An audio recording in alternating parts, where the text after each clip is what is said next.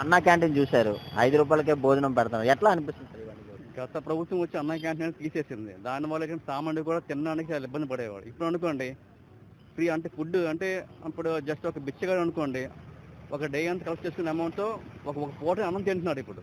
ఈ రోజు నవడేస్ last days అది ఉండేది కాదు. బెటరే టోటల్గా అయితే పరిపాలన బెటరే. నా 5 రూపాయలకే భోజనం పెడుతున్నారు, ఎట్లా ఉందన్న? బాగుంది, ఇంటి వంటలా ఉందండి.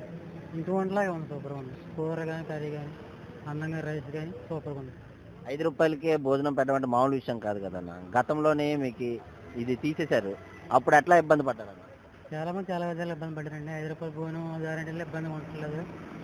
5 పక్కన ఉంది కాబట్టి ఎవరైనా అవి కూడా తినేసి వెళ్తున్నారు. ఈ 5 రూపాయల భోజనం వల్ల అంత బాగానే ఉంది. చాలా మంది బాగుంది, వర్క్ బాగా బాగుంది. ఉదయం పూట ఏం పెడుతున్నారు? ఉదయం పూరి ఇది పెడతారు. మొత్తం అయితే బాగుంది కదా. బాగుంది సార్.